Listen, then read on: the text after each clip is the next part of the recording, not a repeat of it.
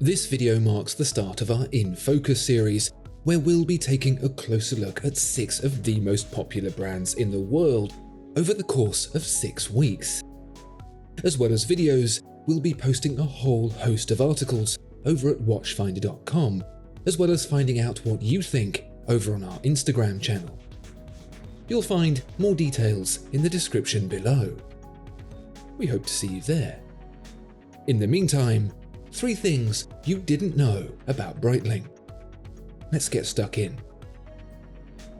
Looking to buy, sell, or exchange a premium watch?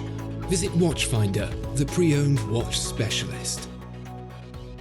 If you like these videos and want to see more, it really does help us when you like, comment, subscribe, and share with your friends. From me, thank you so much. We've all been there, driving along, slightly distracted, in a 50-mile-per-hour limit, when all of a sudden you realise you've just sailed straight past a speed camera.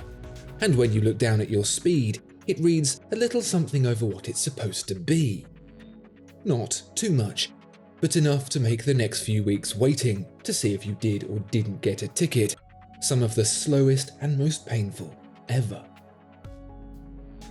Well, there was a time between the invention of the motor car in 1886 and the introduction of speeding penalties when you wouldn't have had to have worried. Even as early as 1865, before the car had even properly been introduced, it was a requirement in the UK for a self-propelled vehicle to be accompanied by a man walking 60 yards ahead with a red flag. But of course, the point of the car is to go faster than walking, and so speeds began to creep up as technology allowed. And sure enough, as the incredible velocity of 8 miles per hour was breached, so too was the need for speeding tickets. The first issued in the world was in fact just down the road from where I am right now, in Paddock Wood, England, in 1896. That wasn't the only thing to happen in 1896 that would bring a close to the reign of terror that was the errant motorist. Over in Switzerland, Breitling introduced a chronograph watch capable of accuracies down to 2/5 of a second. Fitted with different scales, such as a pulsograph for measuring pulse rate, the watch was an instant hit, selling over 100,000 units in just a decade. But it wasn't just doctors whose interest was piqued by this newfound accuracy.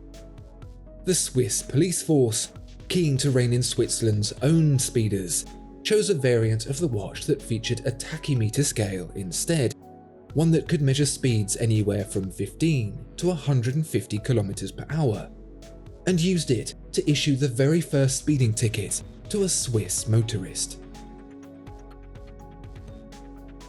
It's hard to imagine a company as large and well-respected as Breitling facing bankruptcy, but in its near century and a half of existence, the brand has had more than its fair share of warding off the repo men. The first time, unsurprisingly, was during the Great Depression of the 1930s, then the worst economic downturn in history following the 1929 stock market crash. By 1933, in America, where the Depression started, over 15 million were unemployed and half the banks had closed their doors forever. The shockwaves of such an enormous downturn were felt across the world, and Switzerland was not immune. And, as if things weren't bad enough already, Breitling's CEO Gaston Breitling, son of founder Leon Breitling, had passed away quite suddenly just a few years before, leaving the entire business to his son Willie, who was just 14 years old. A team of advisors held the fort until Willie came of age in 1932, at the lowest point of the Depression, when he was still just 19 years old. It was sink or swim not just for him, but the business that, at the time, produced over 40 different types of chronograph. Under Willie's leadership, the 1930s would be the single most defining decade of Breitling's entire existence. This is when the company developed the world's first chronograph, with not just one, but two pushers, to allow the restarting of a chronograph before being reset. It's also when the Wheat Aviation Department was founded. Wheat, as in 8, represented the 8-day power reserve required for aviation instruments, a burgeoning field that Willy Breitling took a huge gamble on for the business. He had seen the rising demand for this fast-evolving technology, and it was his decision, when he was barely in his 20s, to focus Breitling's efforts onto the field of aviation. I think you'll agree, it paid off. In hindsight, Willy Breitling's decision to get into aviation was a stroke of genius, but to Willy, it was a last-ditch attempt to save the business. A business that had been founded on the universality of its chronograph instruments, not its single-mindedness towards aviation. And so Willy was keen to keep the airborne side of the business under the Wheat Aviation umbrella and focus the efforts of the main enterprise back onto what the company was best known for. In no greater form did this come than in a watch that is, today, perhaps the biggest icon of Breitling's back catalogue and one of the most recognisable watches in the world. No, not the Navitimer, the Chronomat. Both watches look almost identical, or at least they used to before the Chronomat was taken in a different direction. But what's the difference? Introduced by Willy in 1940, the Chronomat was designed to be all things to all people.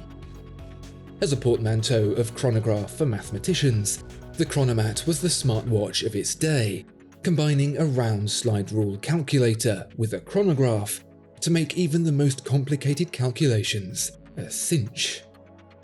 It was the first time these two things had been seen together in a watch, and Willy was openly proud of it, calling the Chronomat a sensational creation. Designed for mathematicians, scientists, and engineers, the Chronomat was, at least in Willy's mind, destined to become the tool of industry, and even for the casual user at home. With a little time and patience, as was instructed in the manual, the Chronomat could even be used to calculate long-distance phone call charges. But nobody wanted this watch more than the aviation community. Trouble was, the calibration of the watch was all wrong for pilots. The newly founded Aircraft Owners and Pilots Association, or AOPA, asked for the change, but they didn't get it immediately. Over a decade later, Willy finally gave in, recruiting mathematician Marcel Robert to calibrate the Chronomat for use by pilots as a navigation timer, or Navitimer. If you enjoyed this video, you can look forward to more Breitling stories being posted throughout the week over at watchfinder.com. And make sure to join the conversation over on Instagram as well. Thanks for watching. Make sure you're subscribed for the next one.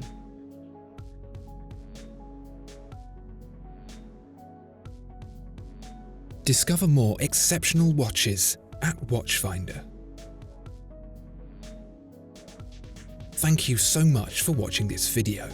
If you enjoyed it, please do consider giving it a like and subscribing to the channel. If there are any watches you'd like to see featured, please let us know in the comments below.